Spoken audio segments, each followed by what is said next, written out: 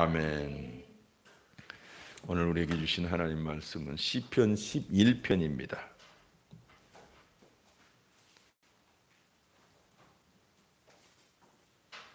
(11편) 1절에서 7절까지 말씀 한 목소리로 받들어 읽습니다.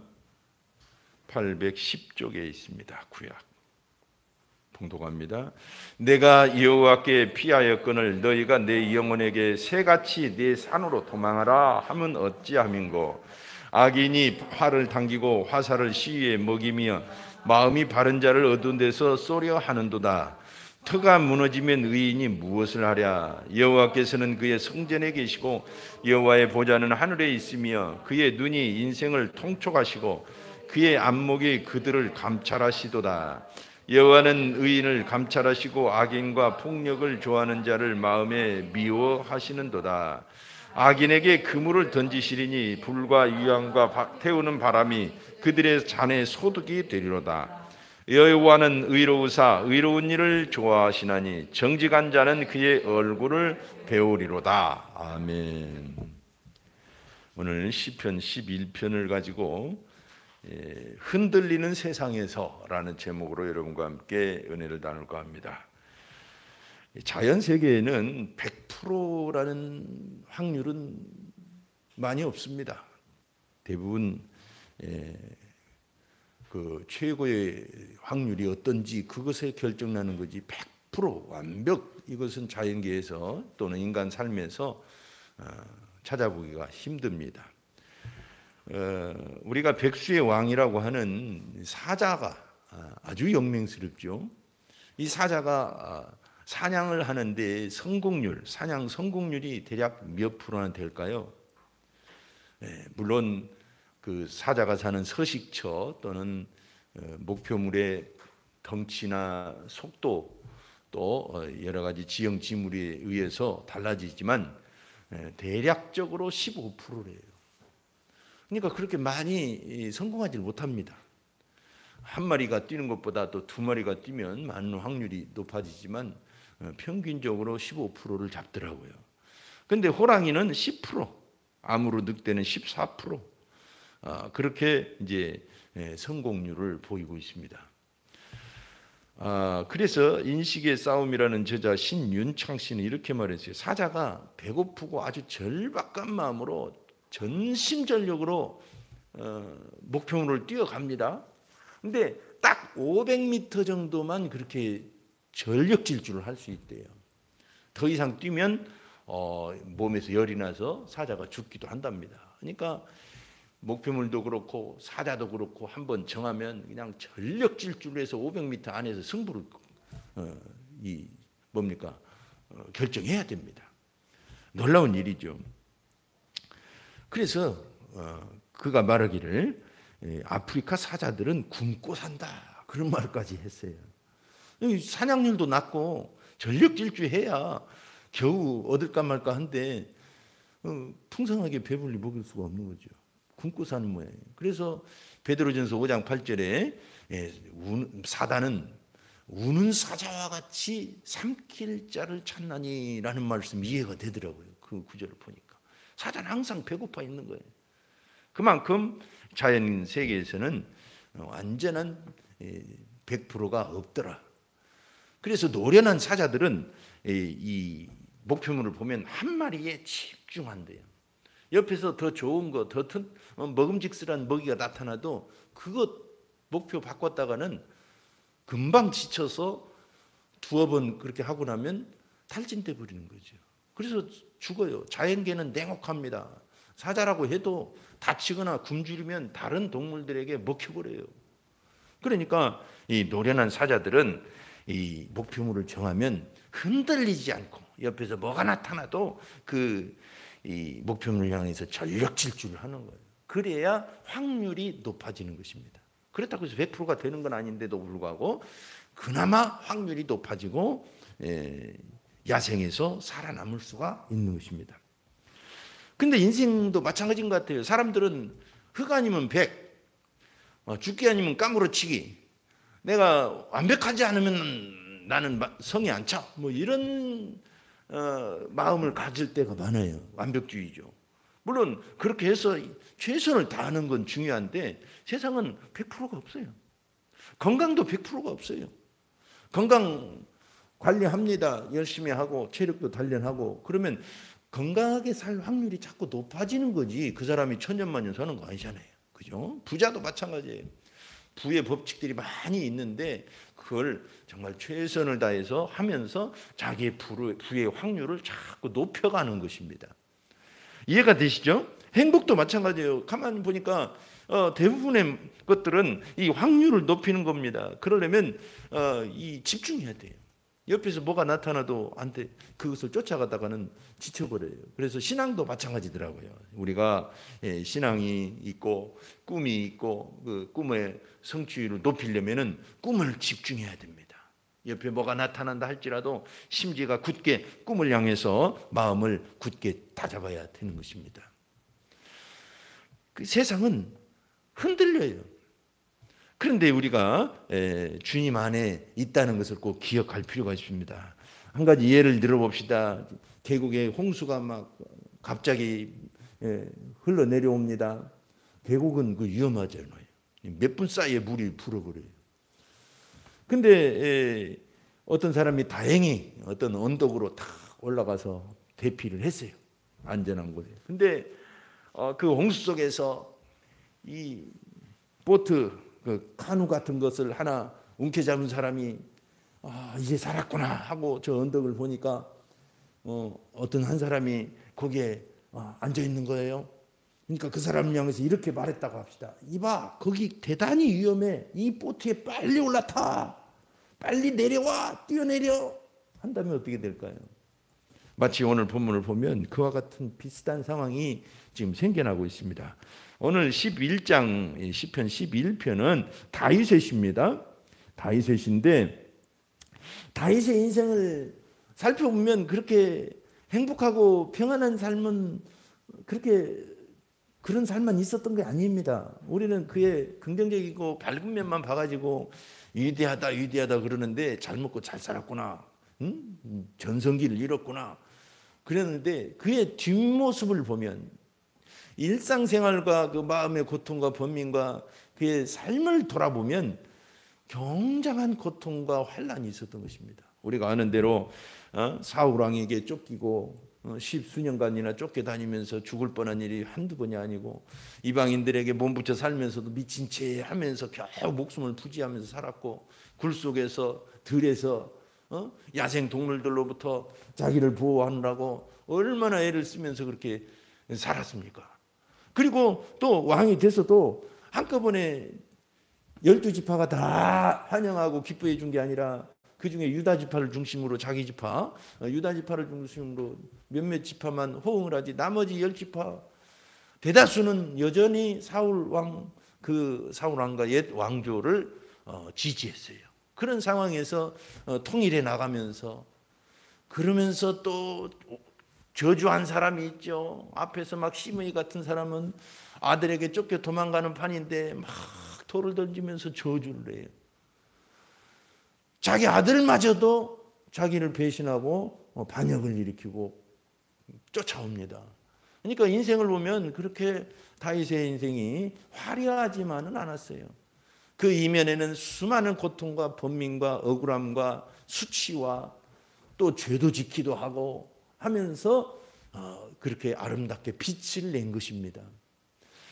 그래서 오늘 시는 그런 마음을 가지고 읽으면 훨씬 재밌고 감동이 되는 것입니다. 그래서 1절에 보니까 친구들이 하는 말이 뭐라고 말해요? 1절 인도자를 따라 부른 노래라고 하고는 너희가 내 영혼에게 새같이 내 산으로 도망하라 하면 어찌함인고 라고 말하죠. 너희가 이게 친구들이에요. 친구들.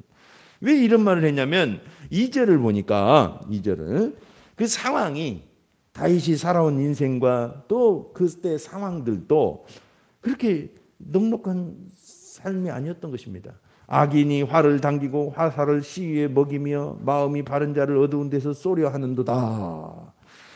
우리 속담에 눈 감으면 코베 간단 말이 있는 것처럼 여기 이때 상황은 그보다 더 심했어요. 눈 감으면 그냥 잡아먹어요. 잡아먹어.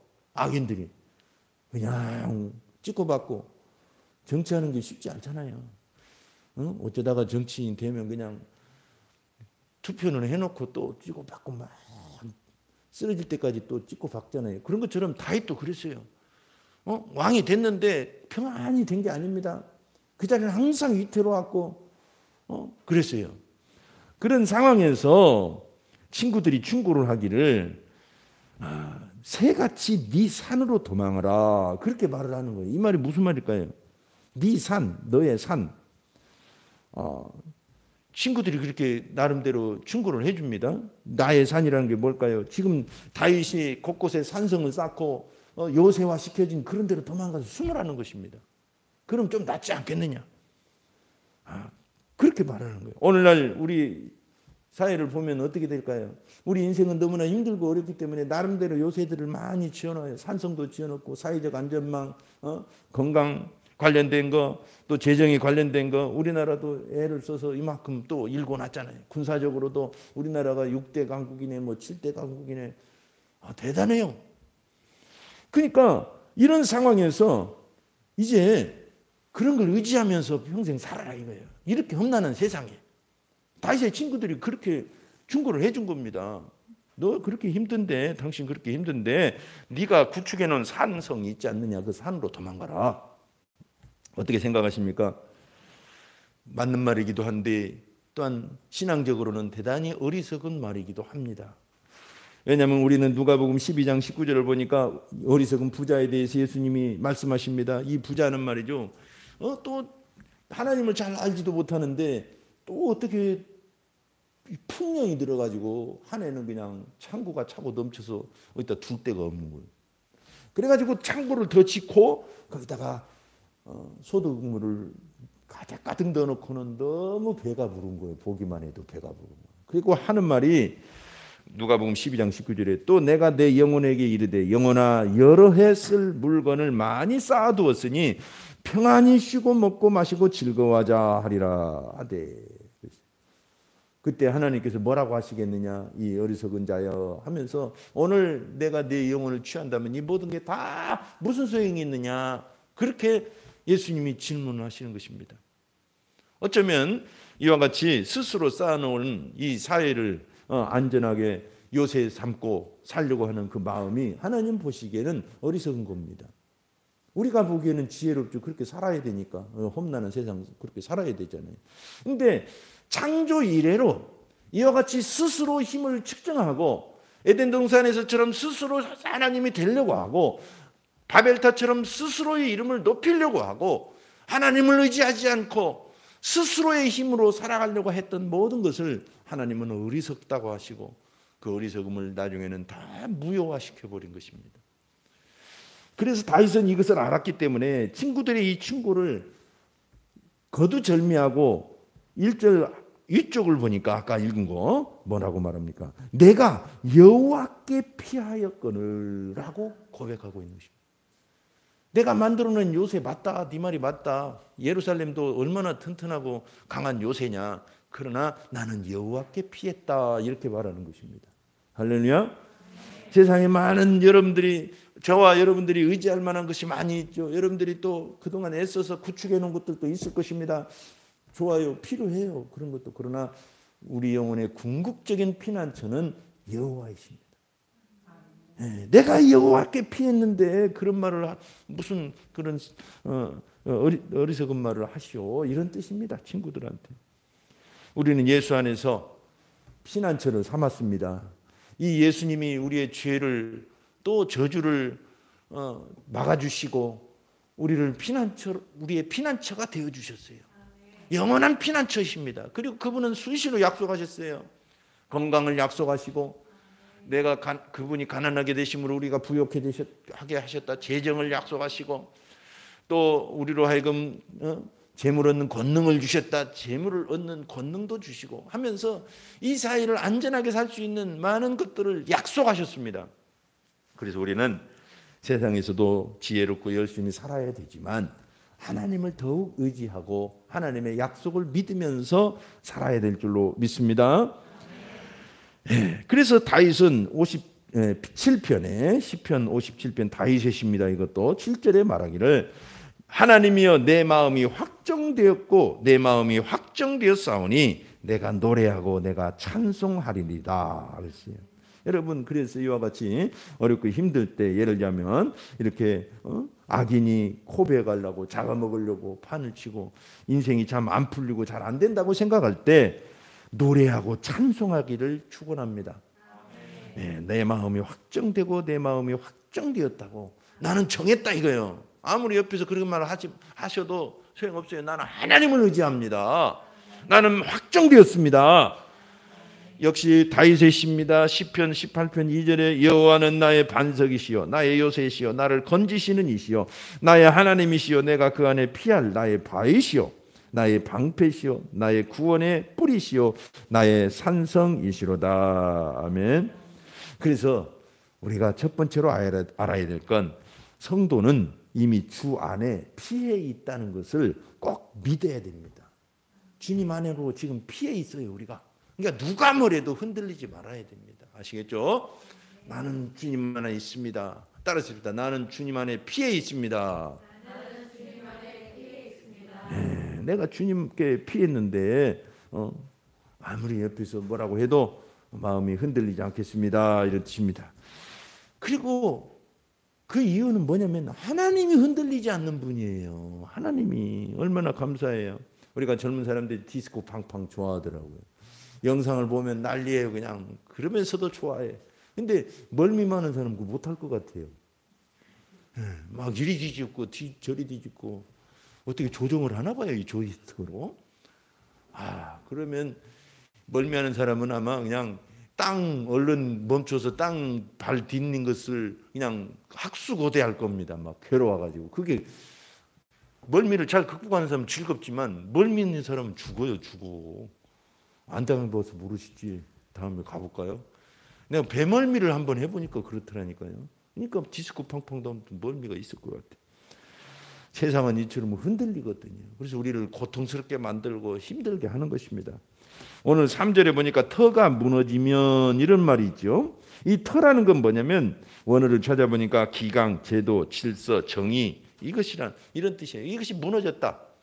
오늘날 우리가 보면은 정말 사법권이 무너진 것 같아요. 왜냐하면 아마 아주 강력범죄자들에 대해서 8년 막 사람 몇 죽여도 8년, 10년 술 먹었다고 봐주고 속상하잖아요, 그죠? 우리의 법관과는 거리가 멀어요. 저희가 무너졌어요, 사실은. 외국은 말이죠. 미국 공무원 중에 아동 포르노 영상을 소지했다는 이유 때문에 300 몇 년을 때려버렸어요. 우리나라는 있을 수 없는 일이죠, 그죠? 그러니까 우리는 좀 강화시켜야 됩니다. 그래서 그래야 우리가 정의로운 사회구나라는 믿음을 갖고 희망을 갖고 또 범죄자들은 더 조심하는 거예요. 술 먹어도 사실 모르는 게 아닙니다. 저는 그렇게 떡이 되도록 먹었냐고요? 그런 적은 없지만 하여튼 술 먹었어도 사람 죽이고 음주운전해서 피해를 입히면 중형을 받습니다라는 거 알면 처음부터 안 먹기 조심할 거 아니에요, 그죠? 봐주니까 먹는 거예요, 봐주니까. 여러분들 판사 되면 절대 봐주지 마세요. 하여튼 이런 세상입니다. 터가 무너졌다는 것입니다. 그래서 말하기를 의인이 무엇을 하랴 그렇게 말을 해요.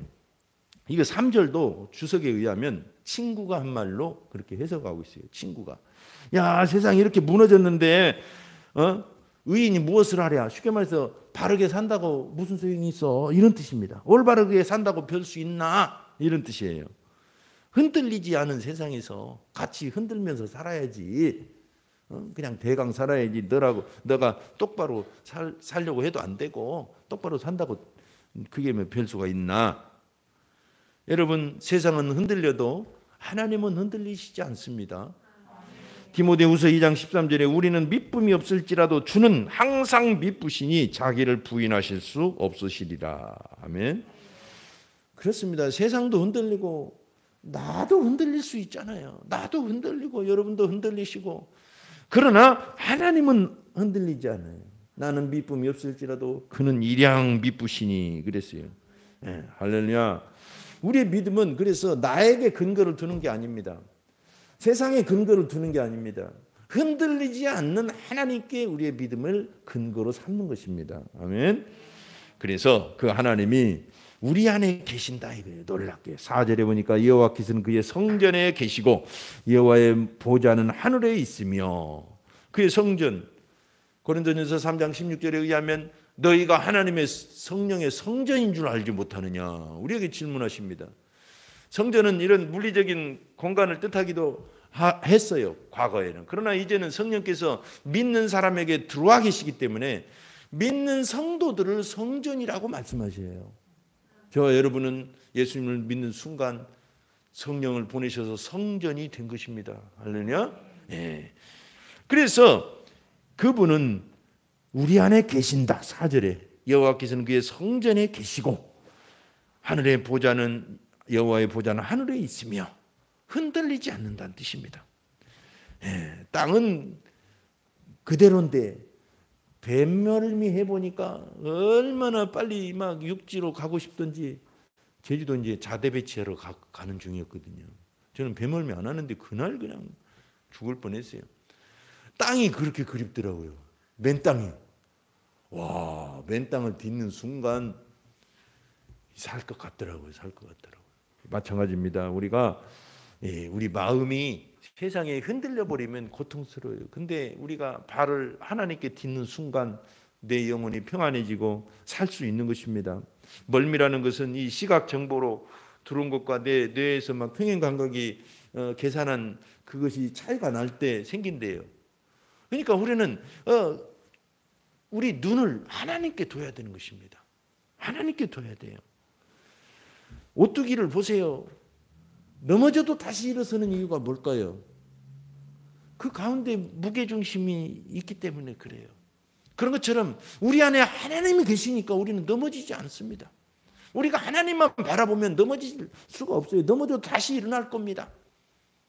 그래서 악인은 7번 넘어질지라도 의인은 8번 일어나느니라 잠언 말씀하고 있잖아요. 그래 거기서 7.8기가 나온 모양이에요. 시편 96편 10절 보니까 모든 나라 가운데서 이르기를 여호와께서 다스리시니 세계가 굳게 서고 흔들리지 아니하리라. 그가 만민을 공평하게 심판하시리라 할지로다. 아멘.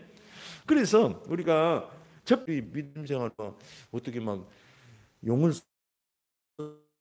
써십니다. 믿고 바라보는 거 아시겠죠? 나는 내 안에 하나님이 계심을 믿고 예수님을 잘 바라봅니다. 그게 신앙이. 어떤 수가 있어도 물론 우리가 때로는 세상에 살면서 어려움을 바라볼 때도 있어요. 그래서 막 흔들리고 멀미 나잖아요. 그럼 얼른 뭘 봐야 돼? 누구를 봐야 돼? 하나님을 보면 돼요. 그럼 다시 마음이 안정되고 승리할 수가 있는 것입니다.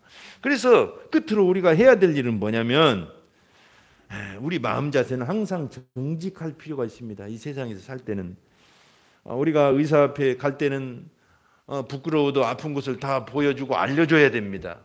그래야 의사가 치료해놓은 거예요. 마찬가지입니다. 하나님께 오는 자는 정직하라고 그랬어요. 정직하라. 근데 우리가 얼마만큼 정직해요?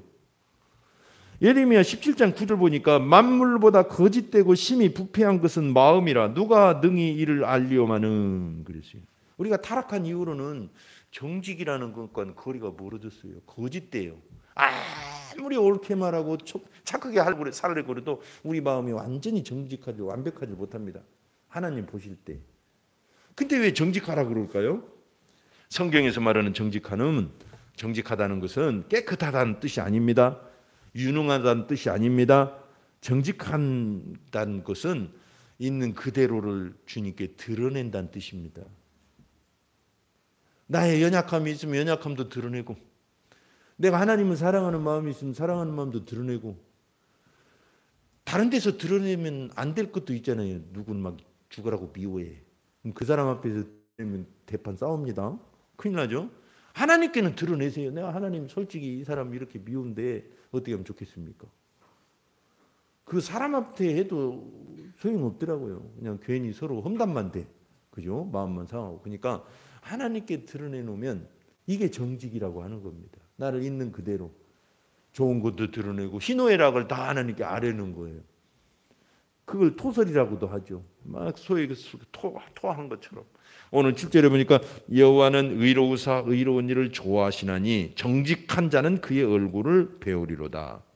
우리는 결코 완벽하게 정직하지 못합니다. 성경이 말하는 정직은 뭐예요? 있는 그대로 나를 받으실 것을 믿고 나아가는 것. 그것입니다. 있는 그대로. 우리는 숨겨도 소용없어요. 언젠가는 다 하나님께 적나라하게 다 드러날 때가 있을 것입니다. 이미 지금도 드러나고 있지만. 그래서 히브리서 4장 13절에 지으신 것이 하나도 그 앞에 나타나지 않음이 없고 우리의 결산을 받으실 이의 눈앞에 만물이 벌거벗은 것 같이 드러나느니라. 우리는 십자가 앞에 나가서 있는 그대로를 다 드러내야 돼요. 그리고 예수님이 그 피로 나를 씻어주시고 의롭다 하시기를 구하고 믿고 그렇게 이제 믿음으로 다시 또 바라봐야 돼요. 아시겠죠? 그러니까 막 자기에 있는 죄와 허물과 연약함을 드러냈다면 예수님의 피로 씻었고 또 강하게 해준다는 걸 믿고 이제 다시는 내가 그렇게 안 살리라 결심하고 고린도후서 5장 17절 말씀처럼 그런즉 누구든지 그리스도 예수 안에 있으면 새로운 피조물이라 보라 이전 것은 지나갔으니 새롭게 되었다 하고 자기 자신을 새롭게 봐야 돼요. 또 아시겠죠? 그 과정까지 해야 됩니다. 이게 한 세트예요. 근데 막 나는 죄인입니다. 거기서 처음부터 끝까지 나는 죄인입니다라고만 머물러 있으면 안 돼요. 죄인인 건 사실이지만 예수 그리스도의 보혈로 나를 씻어주시고 그러므로 내가 다시 새롭게 되었습니다. 여기까지 한 세트로 언제나 기도를 하셔야 된다. 아멘. 그것입니다. 저는 가끔 김종환의 사랑을 위하여라는 노래를 들어요. 차에 이 파일이 있기 때문에. 그래서 중간쯤 가면 이런 말이 있어요. 나는 옷을 벗어버렸다. 너의 사랑 앞에 거짓의 옷을 벗어버렸다. 참 시 같잖아요. 거짓의 옷을 벗어버렸다. 우리는 하나님 앞에 하나님의 사랑 앞에 이 우리의 거짓의 옷이 벗겨지게 돼 있습니다.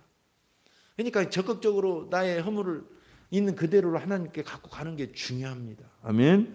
그래서 시편 19편 8절에 여호와의 교훈은 정직하여 마음을 기쁘게 하고 여호와의 계명은 순결하여 눈을 밝게 하시는도다. 아멘. 그래서 성경을 보니까 신약이든 구약이든 정직이라는 단어와 기쁨이라는 단어가 함께 따라다니는 경우가 많더라고요. 사람끼리도 그러잖아요. 정직하면 서로 화해가 되고 또 기쁨이 있어요. 감추다 보면 그 감춘 것도 감추려다가 꼬여가지고 나중에는 그냥 완전히 골마 터지잖아요. 그러니까 우리는 우리들을 사람 앞에 다 드러내놓고 막 솔직해야 된다고 그러면 안 돼요. 그런데 속이지는 말아야 돼요. 그죠? 어차피 관계에 필요한 거라면 속이지 말아야 되는 거지. 뭐 우리 속에 있는 허물을 다 드러내면 마치 히스기야의 내탕고처럼 다 도둑맞고 사실은 어렵습니다. 그것은 이제 훌라후프 법칙이라고 언젠가 말씀드렸죠. 하여튼 주님 앞에서는 그럴 필요가 없어요. 다 드러내도 돼요. 그리고 예수님의 피로 씻음 받았다는 믿음을 가지고 일어서서 새롭게 일어서는 것입니다. 여러분 지구가 흔들리듯이 세상은 흔들리잖아요. 이 말 있고 저 말 있고 풍조가 세상 풍조. 그래서 세상 풍조라고 그래요. 바람에 휘날리는 유행처럼. 그래서 연약한 우리 인간도 그 이 세상을 살다 보면 흔들리게 됩니다. 그래서 우리는 믿음이 필요한 것입니다. 절대 흔들리지 않는 하나님. 그래서 이사야서 26장 3절을 보니까 주께서 심지가 견고한 자를 평강하고 평강하도록 지키시리니 이는 그가 주를 신뢰함이니라. 그렇습니다. 고린도전서 15장 58절로 형제들아 견실하며 흔들리지 말고, 우리가 흔들리지 않는 친구만 찾지 마시고 흔들리지 않는 우리의 믿음을 잡는 것입니다. 골로새서 1장 23절에도 믿음에 거하고 터 위에 굳게 서서 너희 들은 바 복음의 소망에서 흔들리지 아니하면 그렇게 된다라고 말씀하십니다. 사랑하는 성도 여러분, 우리는 이미 예수 안에 있습니다. 흔들리지 않는 예수 안에 그분은 감사하게도 영원히 흔들리지 않으세요. 그러므로 우리는 항상 주님 앞에 있는 그대로 가지고 가서 주님과 대면하고 예수 그리스도의 보혈로 우리의 문제를 다 씻어내고 기쁨을 누려야 될 것입니다. 이제 합심해서 한번 기도합니다. 기도할 때 하나님, 세상은 흔들리지만 주님은 흔들리지 않으심을 믿습니다. 우리는 100% 완벽이 없지만 주님은 온전하시고, 그래서 우리는 믿음으로 우리 삶의 확률을 자꾸 높여가는 것입니다. 우리가 예수를 믿지만 한꺼번에 하루아침에 천사처럼 바뀌는 거 아닙니다. 매일매일 조금씩 예수님을 더 닮아가고 예수님처럼 확률이 높아지는 것입니다. 영원히 그럴 겁니다. 이 시간 한번 주님, 나는 마음이 확정되었습니다. 내가 주님을 노래하고 찬송하며 행복하게 살 것입니다. 기도합시다. 하나님 아버지여, 사랑합니다. 감사합니다. 흔들리는 세상에서